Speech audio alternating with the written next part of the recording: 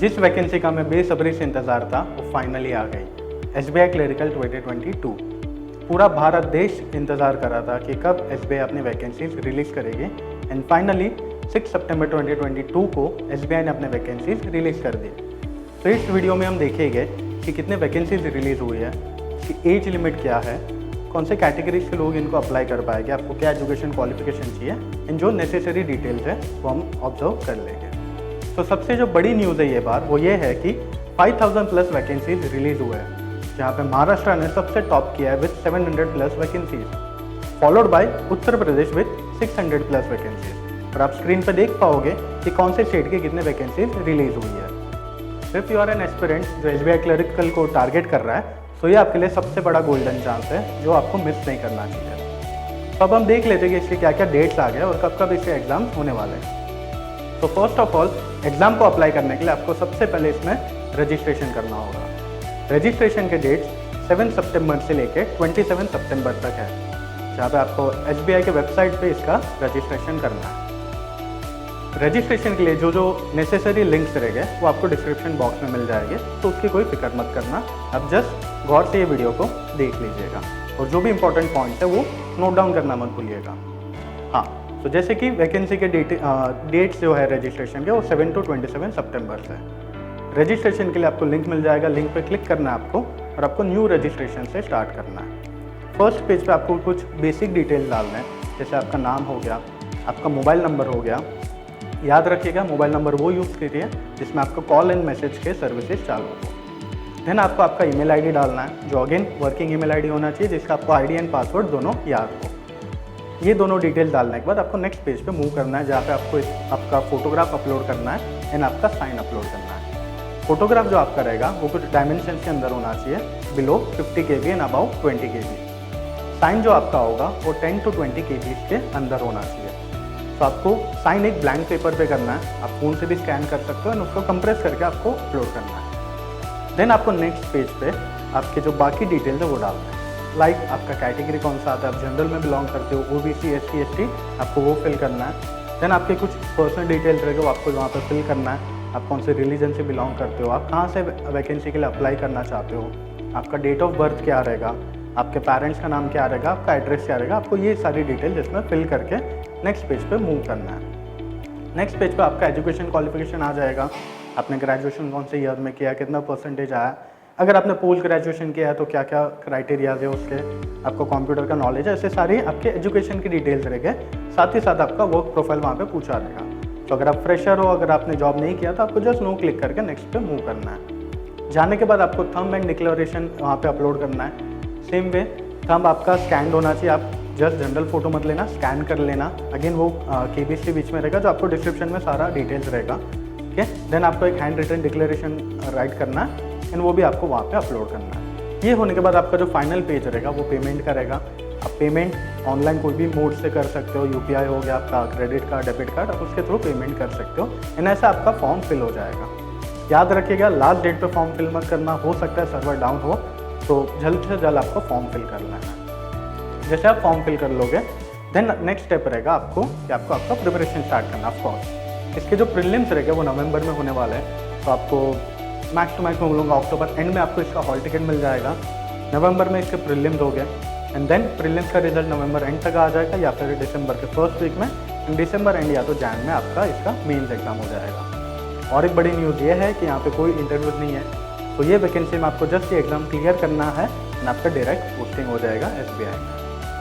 तो ये थे इसके कुछ जनरल डिटेल्स। अब हम लोग जा जाते हैं जहाँ पे हम लोग स्टेप टू स्टेप देखेंगे कि क्या क्या इसमें एग्जैक्ट आपको क्राइटेरियाज मैच करने हैं। सो फर्स्ट क्राइटेरिया आ जाता है आपका एज लिमिट। एज लिमिट 1 अगस्त 2022 तक का रहेगा, जहाँ पे आपको अबाउट 20 एंड बिलो 28 होने चाहिए आप। तो अगर आपका एज 20 से नीचे है, अगर आप 19 साल के हो तो आप अप्लाई नहीं कर पाओगे, एंड येट अगर आपका एज 28 के अबाव है तो भी आप अप्लाई नहीं कर पाओगे।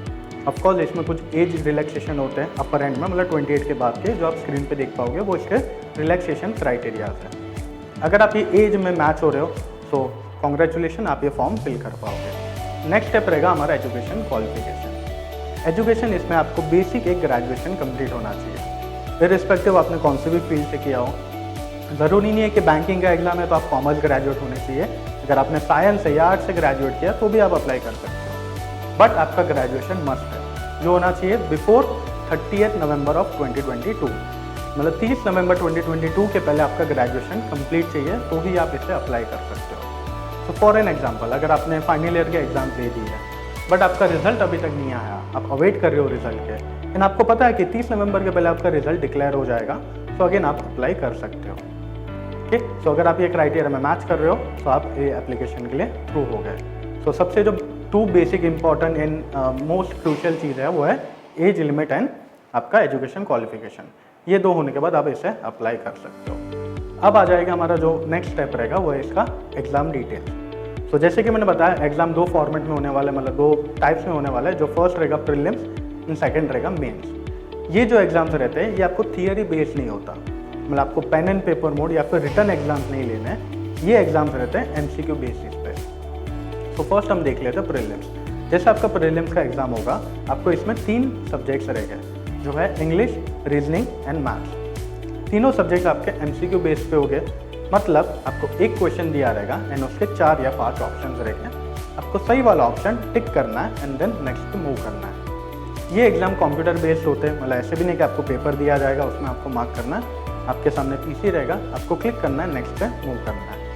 ठीक, जैसे आपके तीनों राउंड हो जाएंगे, इंग्लिश, रीजनिंग, मैथ्स एक ही दिन पे रहेंगे, जिसके लिए आपको 1 आवर दिया जाता है। कि इंडिविजुअल पेपर्स के लिए आपको 20-20 मिनट्स होते हैं, मतलब आपको ओवरऑल 1 घंटा मिलता है। जहाँ पे फर्स्ट आ जाएगा आपका इंग्लिश का पेपर, जो रहेगा 20 मिनट्स के लिए।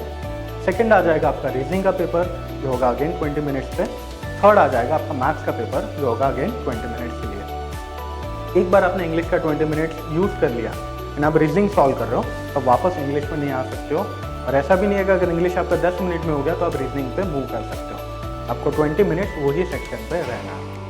जैसे आपका प्रीलिम्स का एग्जाम हो जाएगा, उसका कट ऑफ डिक्लेयर होगा एंड देन जो स्टूडेंट्स इसमें क्वालिफाई कर लेंगे, जो कैंडिडेट्स क्वालिफाई कर लेंगे, वो मूव हो जाएंगे मेंस एग्जाम के लिए। Mains exam again MCQ base पे होगा, जो आपका ऑनलाइन होगा, जिसमें सब्जेक्ट्स हो गए जीए, इंग्लिश, रीजनिंग एंड मैथ्स। तो जैसे कि आपने ऑब्जर्व किया कि 3 सब्जेक्ट तो हमारे सेम ही थे, जो थे इंग्लिश, रीजनिंग, मैथ्स। एक जो ऐड हो गया इसमें वो है जीए। तो ऑफकोर्स मेंस भी आपका एमसीक्यू बेस पे है, तो ये भी सेक्शनल वाइज टाइमिंग दिया रहेगा आपको, जहाँ पे आपका फर्स्ट पेपर ओपन होगा जीए रहेगा फॉर 50 मार्क्स, जहाँ पे आपको 50 क्वेश्चन रहेंगे एंड उसके लिए आपको मिलता है 35 मिनट। तो ऑफकोर्स आपको 35 मिनट यूज़ करना है जीए में। देन आपका जो नेक्स्ट सेक्शन ओपन होगा वो रहेगा इंग्लिश का, जो रहेगा 40 मार्क्स का फॉर 40 क्वेश्चन। इंग्लिश भी सेम आपको 35 मिनट्स की रहेगा। जैसे आपका इंग्लिश का सेक्शन खत्म होगा, देन ओपन होगा रीजनिंग वाला सेक्शन। रीजनिंग यहाँ पे देख लेगा कि 60 मार्क्स का रीजनिंग दिया, पर इसमें क्वेश्चन है सिर्फ 50। मतलब कुछ क्वेश्चन ऐसे रह गए, जैसे 40 क्वेश्चन है जो 1-1 मार्क्स के, तो उसके लिए आपको 40 मार्क्स मिलते हैं। बट कुछ सेट ऑफ 10 क्वेश्चन रह गए जिसके लिए आपको 2-2 मार्क्स मिलते हैं। तो एज एन एस्पिरेंट हमारा मेन टारगेट रह गया 10 क्वेश्चन पे, क्योंकि हमें टाइम उतना ही जाने वाला है, बट हमें मार्क्स इसमें 2 मिलेंगे।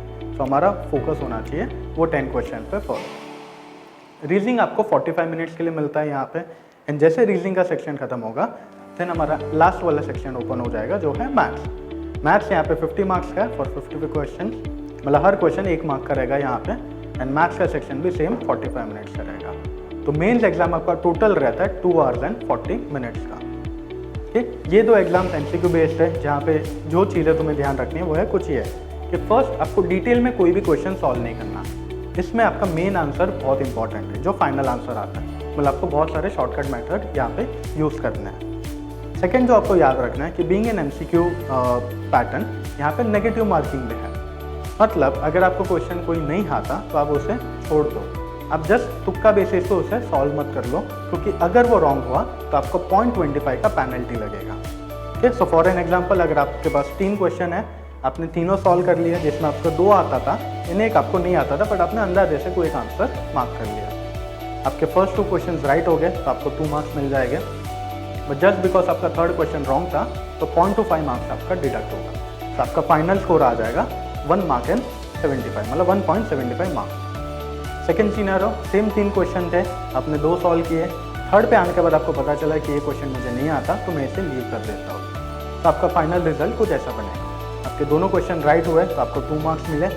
थर्ड क्वेश्चन आपको नहीं आता था बट आपने अटेम्प्ट भी नहीं किया, आपने उसको छोड़ दिया, सो ना आपको कुछ मिलेगा, मतलब आपको 0 मार्क्स होगा, बट आपको डिडक्शन भी नहीं लगेगा। सो फाइनल आंसर आपका फाइनल जो टोटल स्कोर रहेगा वो 2 मार्क्स का हो जाएगा। सो ऑफकोर्स हमें इसमें तुक्के नहीं लगाने होते। ठीक है, सो ये कुछ चीज़ें हमें याद रखनी है जब हम एग्ज़ाम देंगे। एग्ज़ाम देते टाइम आपको वहाँ पे रफ शीट दिया जाता है, तो आपको कुछ कैरी नहीं करना वो कि एग्ज़ाम के लिए क्या क्या नेसेसिटीज़ है वहाँ पे जाने के लिए, उसके लिए भी हम अलग से वीडियो बनाएंगे जो आप में शॉर्टली ये चैनल पे रिलीज़ हो जाएगा। तो आपको जो और एक इम्पॉर्टेंट चीज़ें करनी है वो है कि आज ही इस चैनल को सब्सक्राइब कर लें। सब्सक्राइब करने से आपको क्या होगा, जो नेक्स्ट वीडियोज़ आएंगे आपको उसका डिटेल आपके नोटिफिकेशन में मिल जाएगा, तो बेल आइकन भी प्रेस कर लेना।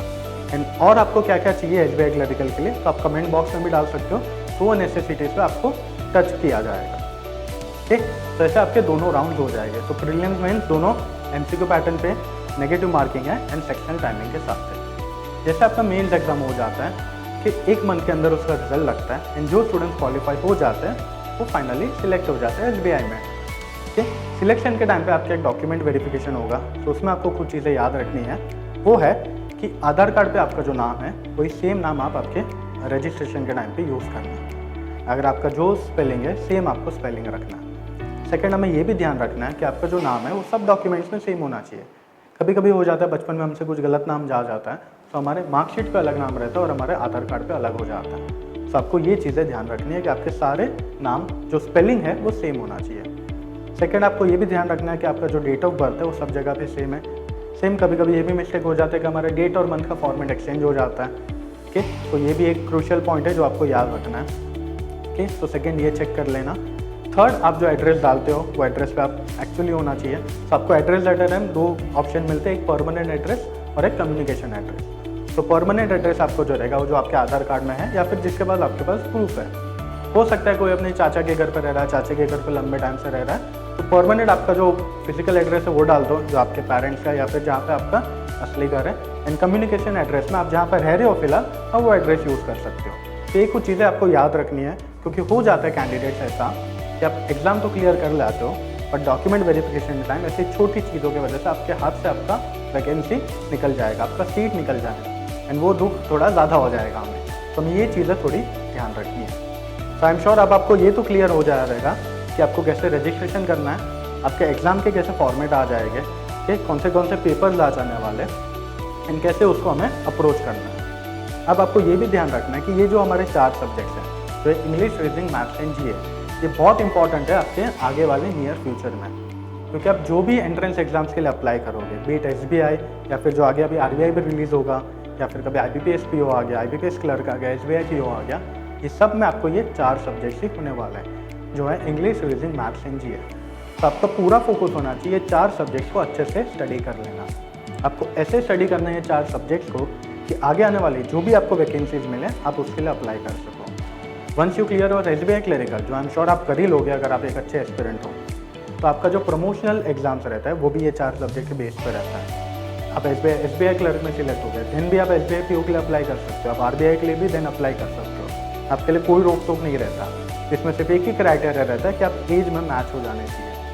Once your upper age cross कर लेता है, हमारा जो 28 एंड 30 का रहता है, तो हम एग्जाम के लिए अप्लाई नहीं कर सकते। तो इससे आपका पूरा फोकस रहेगा ये 4 सब्जेक्ट्स को अच्छे से स्टडी करना है।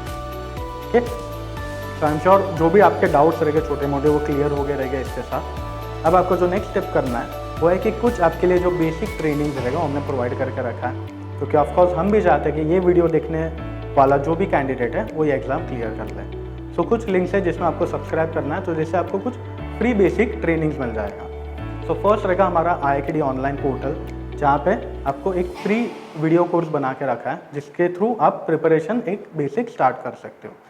सेकंड रहेगा हमारा IIKD का ऐप, जो आपको प्ले स्टोर पे मिल जाएगा। ये ऐप के ज़रिए आप डेली करंट अफेयर्स देख सकते हो, आप उसको रीड आउट कर सकते हो, जो आपको मेंस में प्रिपेयर कर लेगा। थर्ड रहेगा हमारा monthly magazine.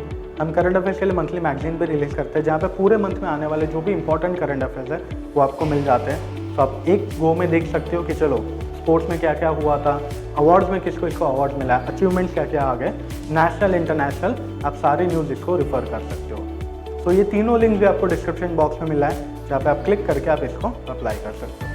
Okay, so next time हम जब मिलेंगे हम ये शेयर करेंगे कि आपको एग्ज़ाम पे जाते टाइम क्या क्या चीज़ें लेके जानी है, क्या कैरी करना है, एग्ज़ाम में जाने के बाद आपके क्या क्या स्टेप्स रहेंगे जो आपको फॉलो करने हैं, तो आपके लिए कोई हैसल फ्री थोड़ा डे क्रिएट हो जाए। एग्ज़ाम के दिनों के पहले आपको कैसे प्रिपरेशन करना है, कैसे आपको आपका माइंड सेट करना है, क्योंकि मेंटल टफनेस बहुत इंपॉर्टेंट है एग्ज़ाम को क्लियर करने के लिए।